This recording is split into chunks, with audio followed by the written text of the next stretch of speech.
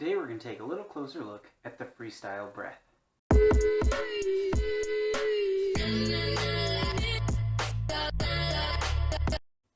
Side breathing has been a part of freestyle since really freestyle first became a stroke. And as the stroke has progressed, so has the breath. We've looked for ways to make it faster and more efficient.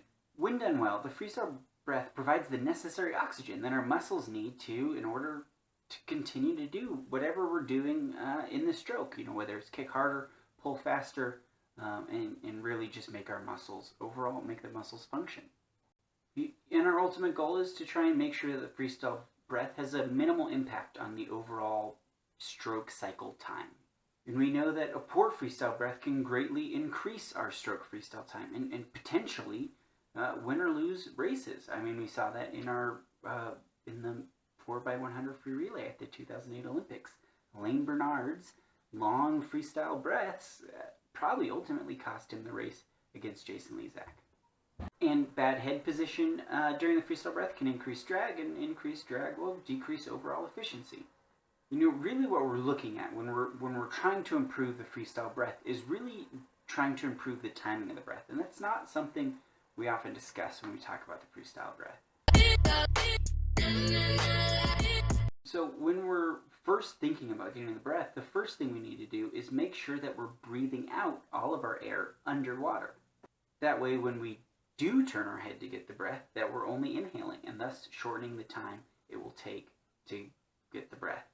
And as we initiate that head turn to get that freestyle breath, we want to make sure that we're actually trying to use that body's natural rotation to the side to get the breath rather than turning the head.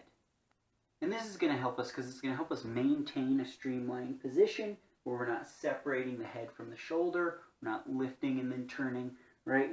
It's staying right in line with our stroke.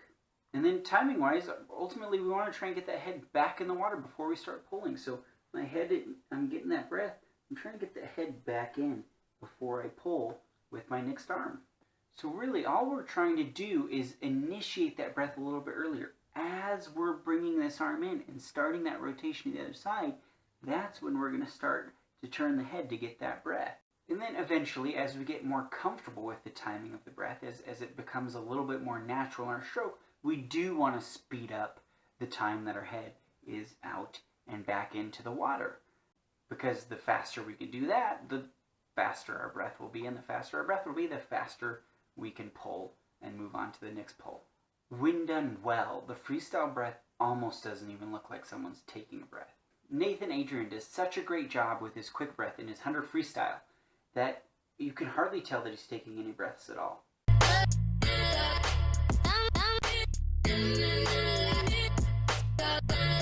But he's actually taking a breath every other stroke. And not all of our breathing in all of our races needs to be as fast as Nathan Adrian's quick breath, but that is kind of the goal that we want to work towards, because a faster breath is going to help us in every race. We know that the 100 and 200 freestyle races are very taxing on our muscles. They require a lot of power from our legs and on a high tempo aggressive pull. And being able to take that quick breath and being able to breathe every other stroke is going to be huge in terms of making sure that we're getting enough oxygen to replenish the stores and make sure our muscles can keep performing at their peak.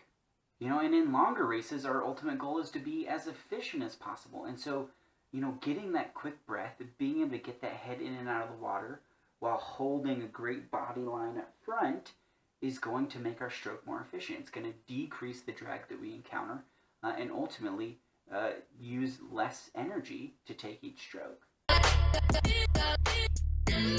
One of the best ways to practice this in the pool is when we're doing single arm freestyle, really focusing on taking that breath, getting that head back in the water before pulling down with the next arm and isolating it one arm at a time, getting used to that timing.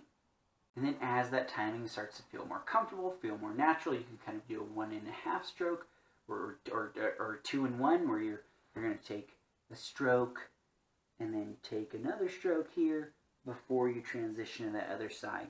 And again, really just getting used to getting that head out a little bit earlier, and of course getting it back in before you start pulling down with that lead arm.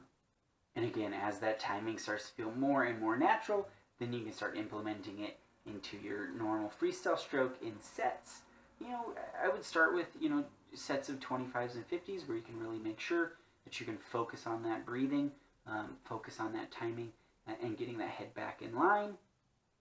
And then you can start playing with the speed. See how fast you can get it. See if you can get that breath so quick that even coach can't notice that you're taking a breath.